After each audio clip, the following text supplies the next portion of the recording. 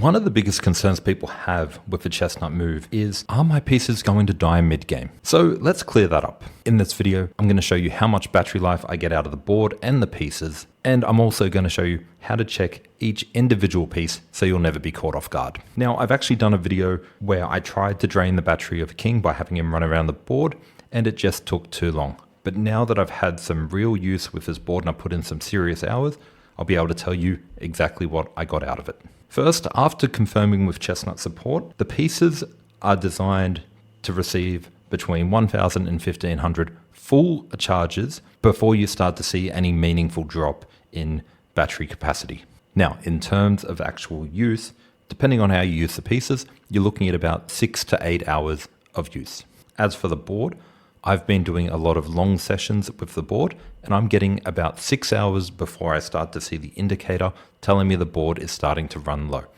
Unlike the pieces, I can simply plug the board in whilst playing and continue on. Now, at 6 hours before I see the light, I'm assuming that's going to be a 20 to 25% low battery warning. So we're probably looking around that 6 to 8 hour mark for using the board as well. So based on that, if you would do a 4-hour session every single day, you'd be going years before you notice any meaningful impact on the batteries. So personally, battery life for me, not a concern. Now, let's talk about the pieces and how to check their battery level.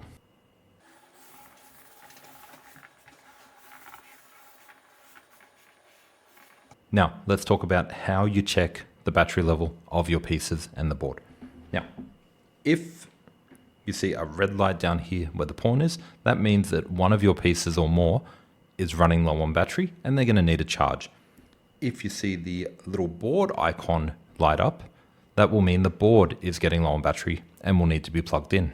Now, to check the individual pieces to see if any are running low, you can always go to the Bluetooth section, which will show you the battery life of the board, but you can also go to the bottom where it will show you the piece battery level.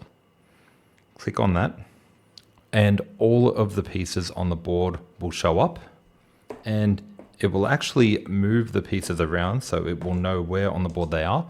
And this is really good for identifying the pieces. So if the pieces are between 50 and 100%, they're going to be green. If they're between 20 and 50%, they're going to be orange. And if they're running really low and they're between 0 and 20%, they'll be in red. And we can see here that we've got one rook which needs a charge. Now, this is really good for finding any pieces that may need a charge so that you can charge all your pieces before getting into a long session. Personally, before having a big session, I just put all my pieces on charge and the board on charge, and I just leave it there for maybe half an hour to an hour, and everything seems good from there.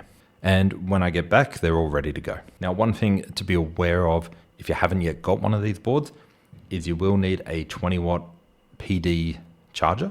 Very easy to find. I was able to find one straight away. But if you don't have one, or you don't know which one you need, Chessnut now has a universal charger on their website, so you can order that with your board if you are unsure of which charger to get. So overall, the battery life, a lot of people are concerned about it, but it hasn't been an issue for me. Hopefully this gives you a better idea of what to expect with the pieces. And of course, if you found this helpful, make sure to like the video. If you have any questions, feel free to leave them down below. And other than that, I'll see you next time.